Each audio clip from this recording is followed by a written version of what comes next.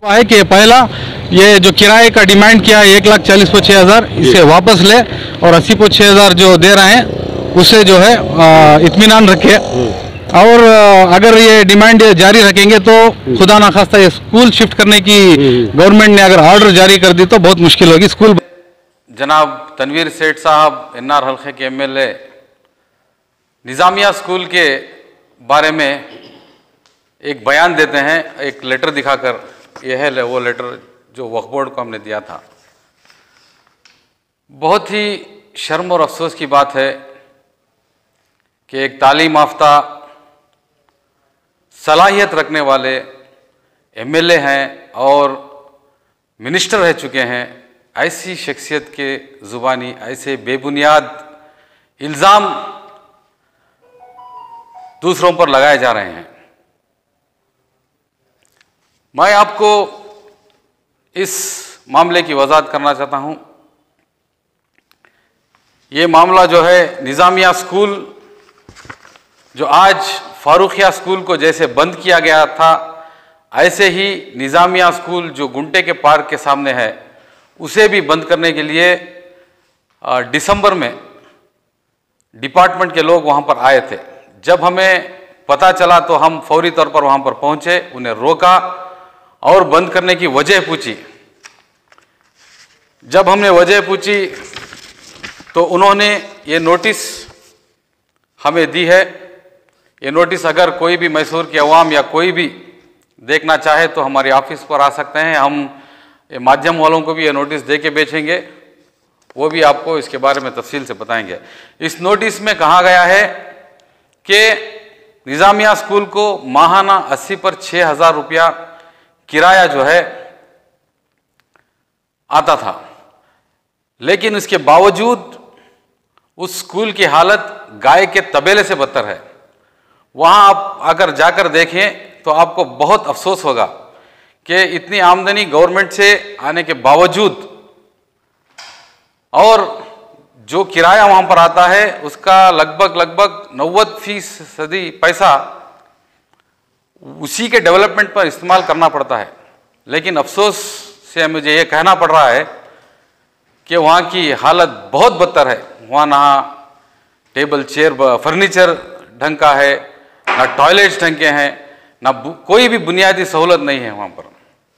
जैसे मैंने कहा कि गाय के तबेले से बदतर है वो, ऐसी हालत वहाँ है। लेकिन फिर भी गवर्नमेंट माहाना 80 पर 6,000 किराया उन्हें देती आ रही है। इसके बावजूद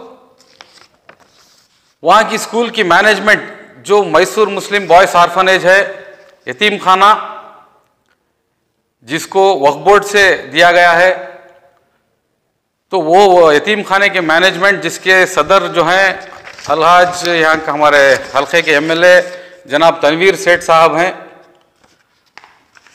उन्होंने उस मैनेजमेंट ने गवर्नमेंट से 1,40,06,500 रुपये जो है किराया डिमांड किया है, एक अर्जी देकर। यहाँ पर वो क्लियरली मेंशन्ड है कि 1,40,06,500 रुपये किराया मुस्लिम ऑर्फनेज वाले जो निज़ामिया स्कूल को चलाते हैं उन्होंने गवर्नमेंट से डिमांड किया, डिपार्टमेंट से डिमांड किया है। इस वजह से डिपार्टमेंट ने साफ इस लेटर में लिखा है कि ये किराया बहुत ज़्यादा है और ऐसे 80 पर 6,000 देने के बावजूद आप स्कूल की हालत ऐसे किए हैं, हम किसी भी कीमत पर किराया डबल नहीं दे सकते, इससे गवर्नमेंट को नुकसान होगा। इसलिए हम आपसे ये कहते हैं कि आप ये स्कूल के जो तलबा हैं, बच्चे हैं, उनको इस स्कूल के 1 किलोमीटर के दायरे में जो दूसरे स्कूल्स आते हैं, जैसे सुन्नी चौक में एक है, उस पूरे स्कूल के 3 नाम भी इधर मेंशन्ड है, उर्दू प्राइमरी स्कूल है और एक प्रैक्टिसिंग स्कूल है। इस 3 स्कूलों में शिफ्ट कर दिया जाए और निज़ामिया स्कूल को बंद कर दिया जाए। तो ये नोटिस गवर्नमेंट से आई थी। तो इसके जवाब में हमने वक्फ बोर्ड को एक खत लिखा जो अलहाज तनवीर सेठ साहब ने कल सबको दिखाया था। तनवीर सेठ साहब का ये इल्ज़ाम है social democratic party of India पर कि हमने इस लेटर में लिखा है कि गवर्नमेंट से किराया ना लेते हुए स्कूल को चलाए। और इन्होंने ये सवाल भी किया है ये किसके हक में है, या मिल्लत के हक में या सरकार के हक में। मैं तनवीर सेठ साहब आपसे ये सवाल करना चाहता हूं, क्या आपने इस खत को पढ़ा है? इस खत में साफ हमने वक्फ बोर्ड से लिखा, वक्फ बोर्ड को लिखा है कि जो 1,40,000 पर 6,000 रुपया माहाना जो डिमांड किया है आपने, उसको वापस ले और 80 पर 6,000 रुपया जो किराया आ रहा है उससे मुतमईन रहे, उसी को लेकर आप स्कूल चलाए। अगर आप इसी जिद पर रहे तो स्कूल को बंद कर दिया जाएगा और हमारी एक पुरानी यादगार तारीखी स्कूल जिसमें हजारों बच्चे पढ़कर आज दुनिया के हर कोने में है, वो स्कूल बंद हो जाएगी। क्या यह साजिश भी नहीं होती कि हो सकती कि आपने जानबूझकर एक डबल किराया 1,40,000 पर 6,000 किराया मांगा है, जिसकी वजह से गवर्नमेंट को मजबूरी से कहना पड़ेगा कि स्कूल को बंद कर दिया जाए? क्या आप भी ये चाह रहे थे कि स्कूल बंद हो जाए? मुझे आपसे जवाब चाहिए और सारी अवाम भी ये जवाब जानना चाहते हैं मैसूर की। अब ये सिर्फ मैसूर तक महदूद नहीं है, सोशल मीडिया के जरिए सारे दुनिया के लोग हम पर नजर रख रहे हैं और इस खबरों को देख रहे हैं। तो मेरे सवाल आली जनाब तनवीर सेठ साहब से है कि ये जो खत में डिमांड किया है किराया, उसके बारे में जवाब दे। और हमने social democratic party of India से कभी भी ये नहीं कहा कि इसे किराया लिए बगैर चलाए। हमने जरूर कहा है कि किराया ले, लेकिन 80 पर 6,000 जो पहले था उतना ही ले। और आगे चलकर जब हमने वक्फ बोर्ड को ये लेटर दिया तो वक्फ बोर्ड ने आर्फनेज, मुस्लिम आर्फनेज मैनेजमेंट को इसकी इंक्वायरी के लिए एक लेटर भेजा है कि क्यों आप इतना किराया डिमांड कर रहे हैं। तो जवाब में मुस्लिम आर्फनेज जिसके सदर अलहाज तनवीर सेठ साहब हैं, वहां से एक लेटर आता है सेक्रेटरी के साइन के साथ कि हमने किराया 1,40,000 पर 6,000 किराया डिमांड नहीं किया है, ये बेबुनियाद इल्जाम में हमारे पर।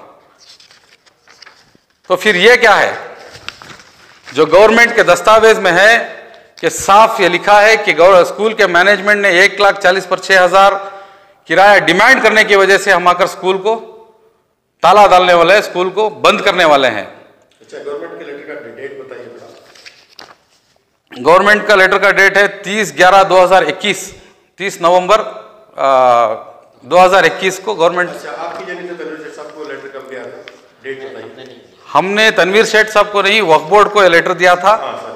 उसके बाद वक्फ बोर्ड से जो मुस्लिम आर्फनेज जो स्कूल के जिम्मेदार हैं, उन्हें एक लेटर, इंक्वायरी लेटर दी गई थी कि क्यों आपने इतना ज्यादा किराया डिमांड कर रहे हैं।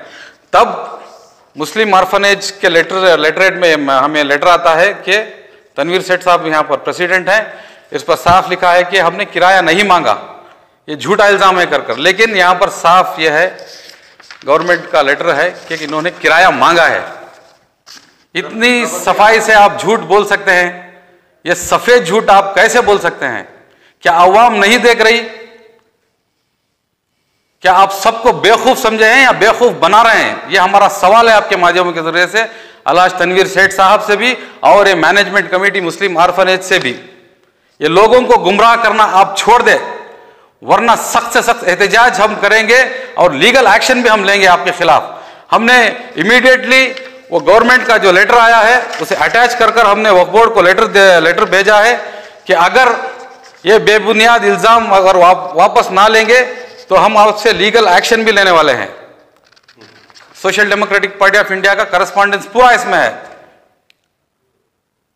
तो जो 2021 में जो आपने लेटर लिखा था, जो आप कह रहे हैं कि वक्फ बोर्ड को दिया था, नाज़रीन जो देख रहे हैं उनको बताइए कि इसमें क्या था, इंग्लिश में पढ़कर सुनाइए ताकि मामला साफ हो जाए। ये हमने जो लेटर लिखा था, हाँ, उसी की बुनियाद पर आपने आज हाँ, तो बताइए। हमने 28/12/2021 को जब एहतजाज, हमने, आप भी उधर थे एहतजाज में, उस एहतजाज के बाद आपके माध्यम में भी वो रिकॉर्डेड है जो मैंने स्टेटमेंट दिया है, मैं आपको अभी सुनाता हूँ। वो हमने ये लिखा है, ये हाईलाइटर भी है और वक्फ बोर्ड की सील भी यहाँ पर है एक्नॉलेजमेंट के, मैं आपको दूंगा आपके जाने के टाइम पर।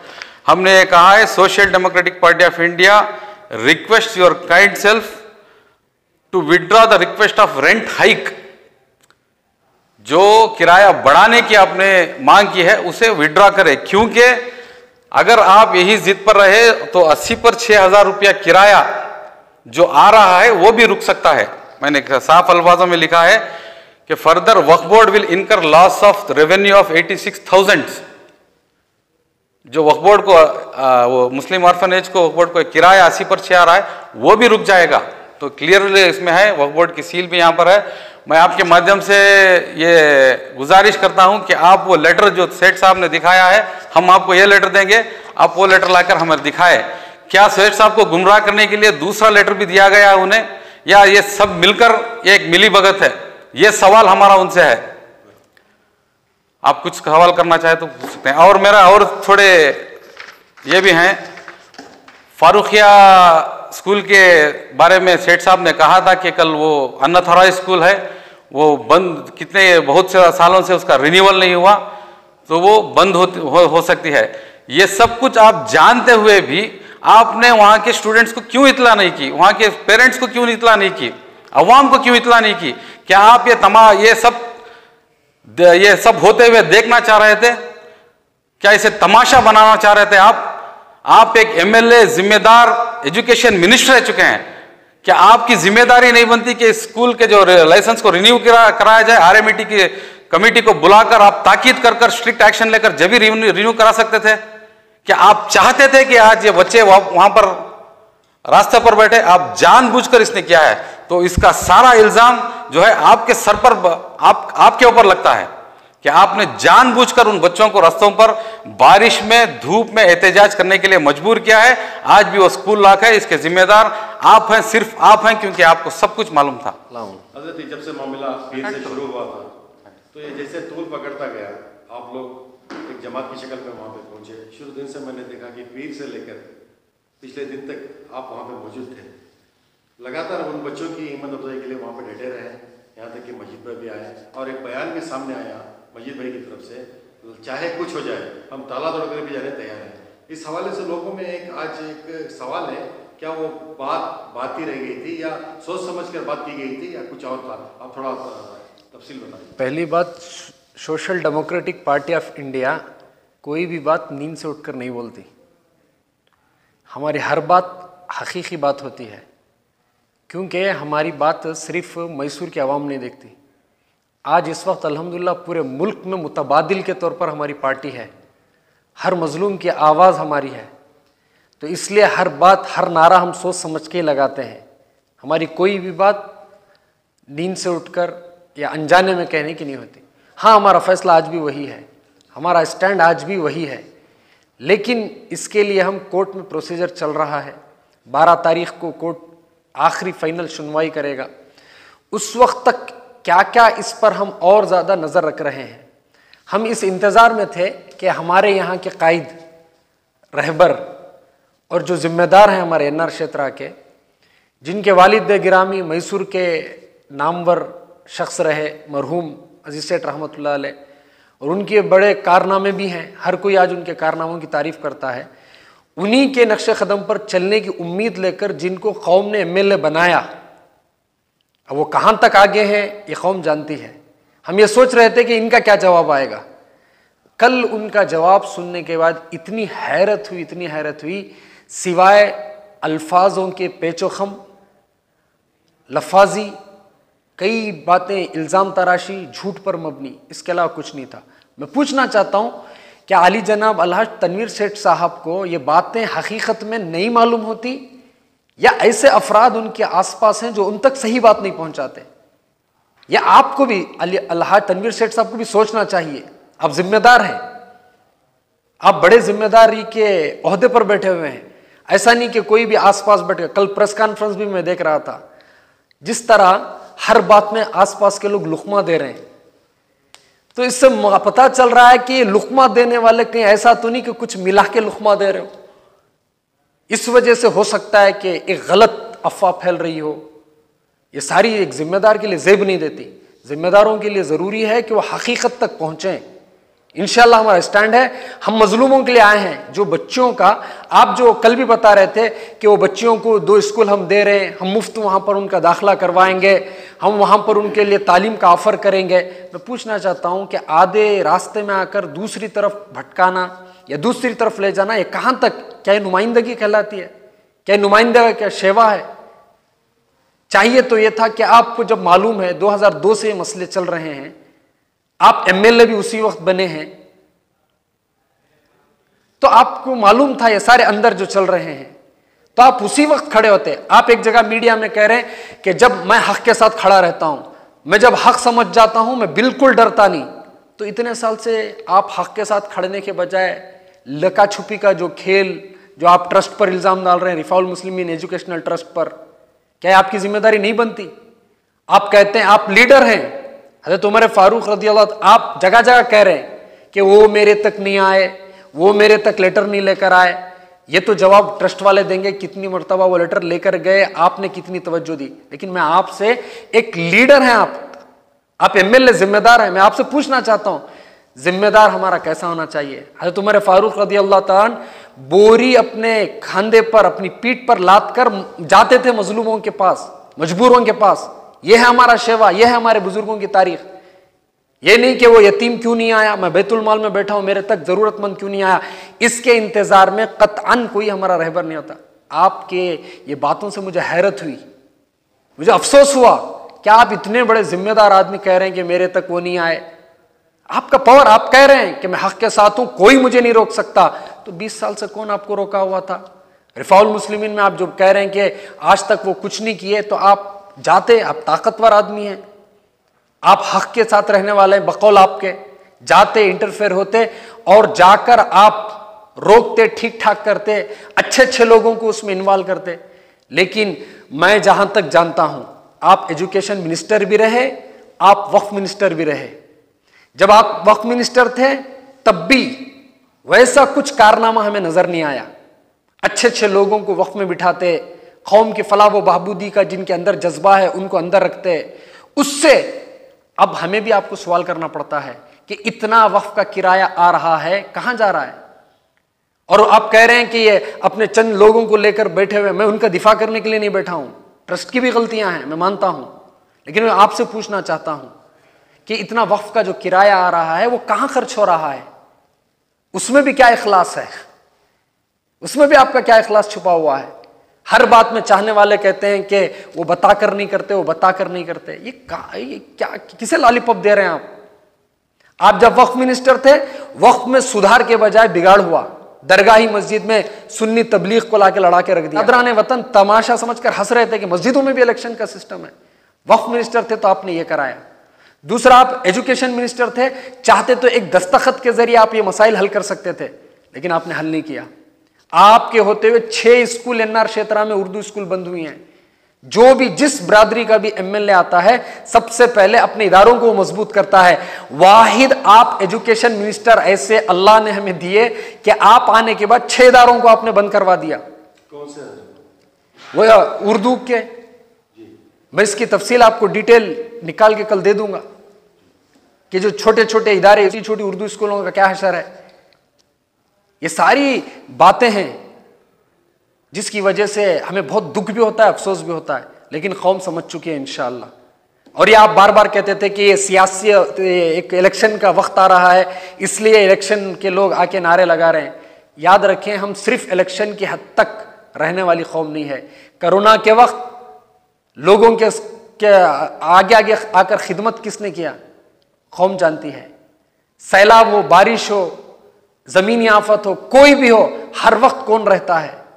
नबी सल्लल्लाहु अलैहि वसल्लम की तौहीन का मसला हो, कौन आगे रहता है?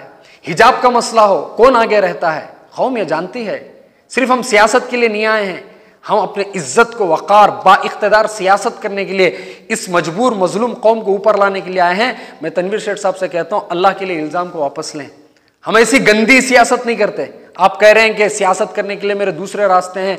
मैं पूछना चाहता हूं, ये अनजाने में आप कह रहे हैं या जानबूझकर आप कह रहे हैं या आपसे कहलवाया जा रहा है, मुझे नहीं मालूम।